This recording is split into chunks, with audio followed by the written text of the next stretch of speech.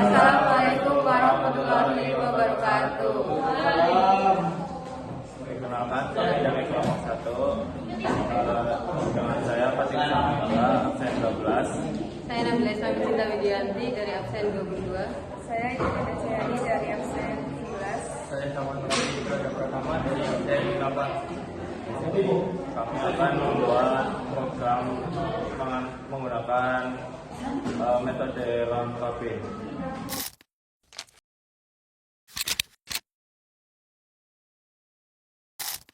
Jadi di sini saya Sakman akan menjelaskan bagian 1 kode untuk round robin. Di bagian 1 ini sorting dari bootstrap menggunakan metode bubble sort. Jadi bootstrapnya itu nanti diurutkan dari yang terkecil hingga yang terbesar. Nah, sebelum masuk ke sortingnya, sortnya, kita di sini lihat ada 2 array, yaitu array proses dan array bootstrap. Masing-masing array itu menyimpan 5 data. Di array proses menyimpan nama proses, kemudian di dalam array bootstrap menyimpan bootstrap dari masing-masing proses. Nah, kemudian ini juga ada n.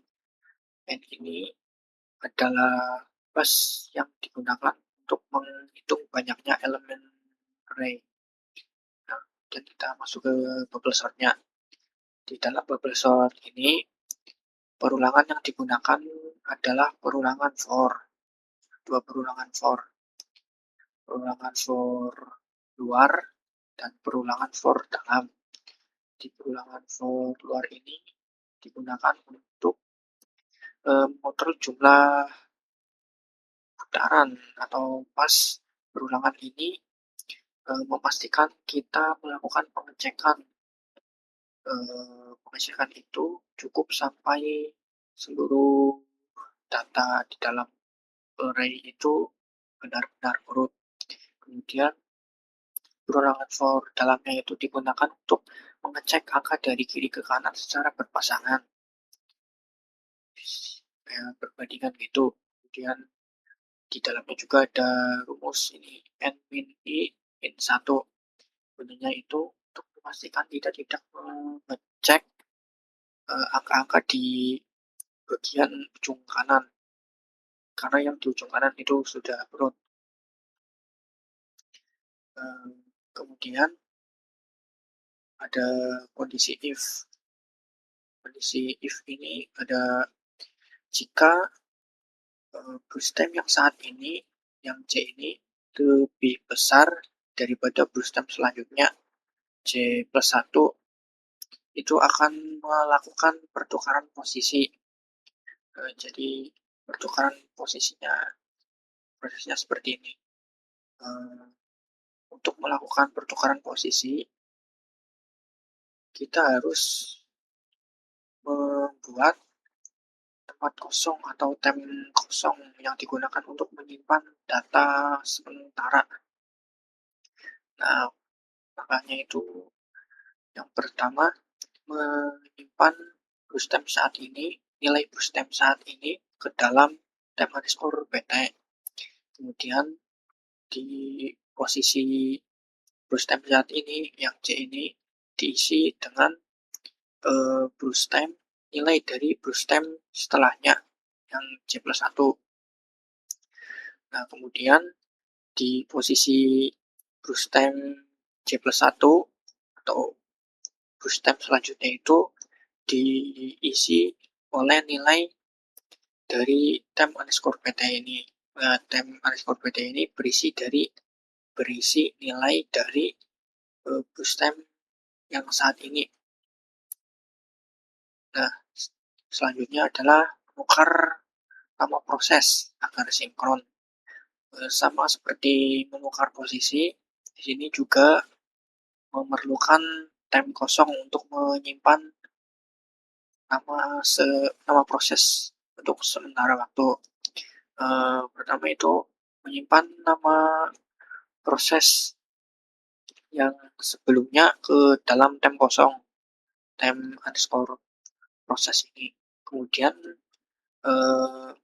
di dalam time proses boost time saat ini diisi oleh nama dari proses boost time setelahnya atau J+1 ini.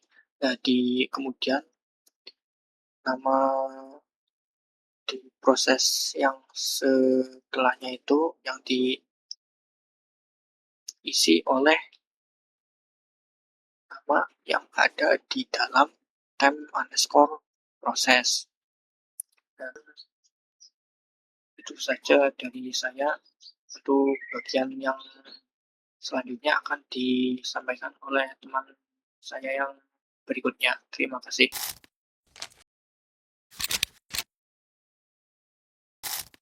Perkenalkan, nama saya Intan Indasyayani dari nomor presensi 17. Di sini saya akan menjelaskan tentang hitung waiting time. Oke, yang pertama, baris pertama yaitu waiting time sama dengan 0. Artinya di sini itu untuk membuat array waiting time dan isi awalnya 0 karena 0 dipakai untuk proses pertama langsung dijalankan CPU, jadi tidak menunggu.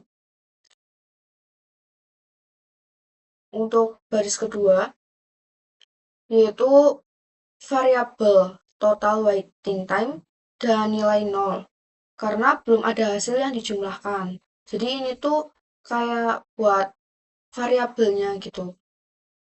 Oke, selanjutnya ke cara kerja hitung waiting time. Yang pertama dari sini ada for, itu bentuk perulangan, dan ini kenapa I sama dengan 1, yaitu perulangan dimulai dari proses kedua. Jadi tidak dimulai dari 0, karena proses pertama waiting time-nya sudah pasti 0. Kalau ini artinya perulangan berjalan sampai jumlah prosesnya habis. Kalau I++, artinya setiap perulangan nilai I bertambah 1. Selanjutnya ke waiting time, ke baris kedua ini. Di sini itu digunakan untuk menghitung waiting time proses sekarang. Jadi di sini ada I-1, artinya mengambil data proses sebelumnya. Kalau terus dijumlahkan. Nah, kalau yang burst time I-1 itu lama proses sebelumnya berjalan. Jadi kalau di sini itu waktu tunggu, di sini lama proses. Nah, kalau untuk yang ini total waiting time itu dipakai buat nambahkan waiting time yang baru dihitung ke total waiting time. Kayak gitu. Jadi kalau yang ini itu menandakan kalau perulangan sudah selesai dijalankan. Jadi untuk kesimpulannya, bagian kode ini dipakai untuk menghitung berapa lama setiap proses menunggu sebelum dijalankan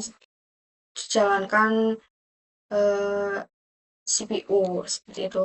Dan mungkin ini yang bisa saya jelaskan, kurang lebihnya mohon maaf. Terima kasih.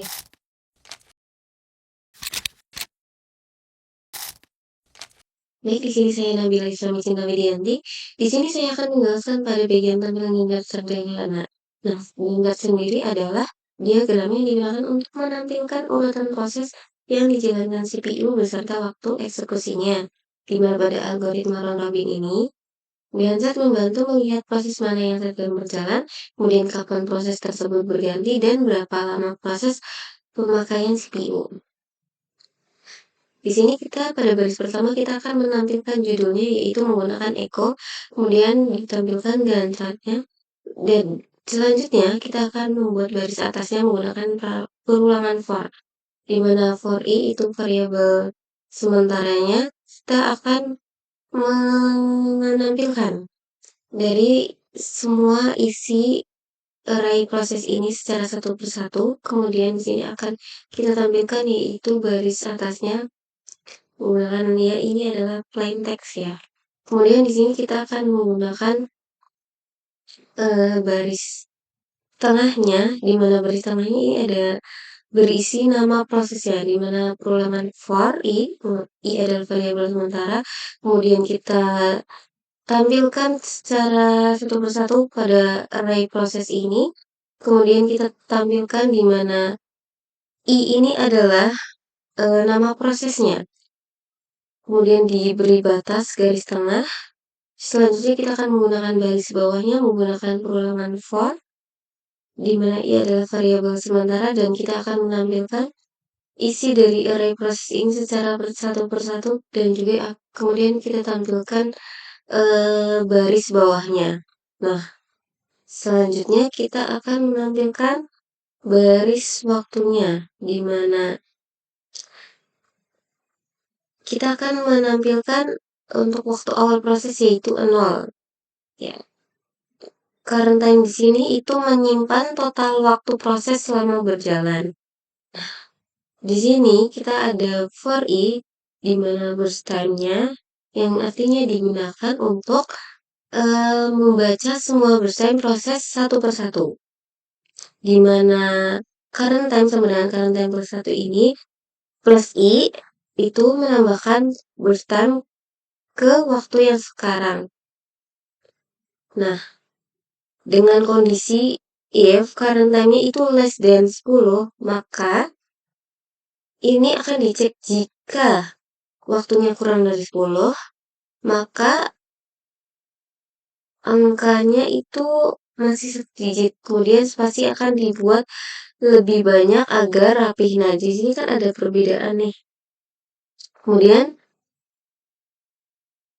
kita echo, di mana echo ini itu menampilkan waktu dengan 5 spasi. Nah, di sini ada else, jika lebih dari 10, maka spasi dikurangi agar tampilan tetap sejajar. Nah, kemudian selesai di sini ada echo min e, itu digunakan untuk pindah baris setelah gancar selesai ditampilkan.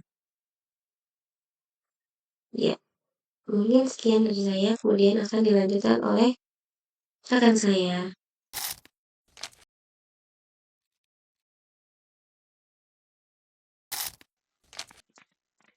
Saya Fadir Jamaindra. Di sini saya akan menjelaskan pada bagian 4, yaitu tampilkan tabel dan perhitungan kata-kata. Yang mana pada bagian itu ya ini yaitu menampilkan hasil dari perhitungan dari dengan metode round robin dan juga kata-kata waktunya. Pada bagian ini yaitu menampilkan proses yang mana ada 5 proses, lalu burst time dan juga waiting time.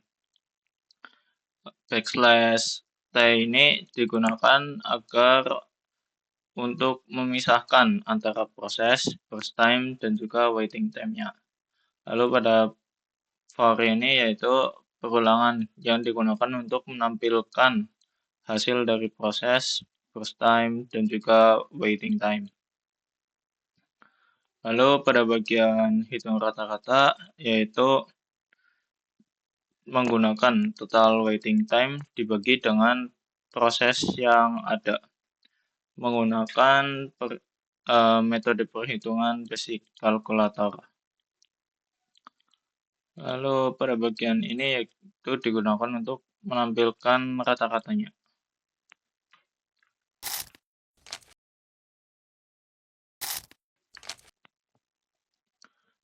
Ini untuk hasil dari perhitungan dengan menggunakan metode round robin.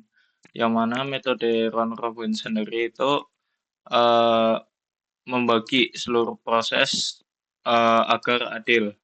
Jadi setiap proses setelah proses dilakukan 2 kali karena pada kuantum yaitu 2, maka akan dilanjutkan pada proses selanjutnya. Intinya pada round robin sendiri ini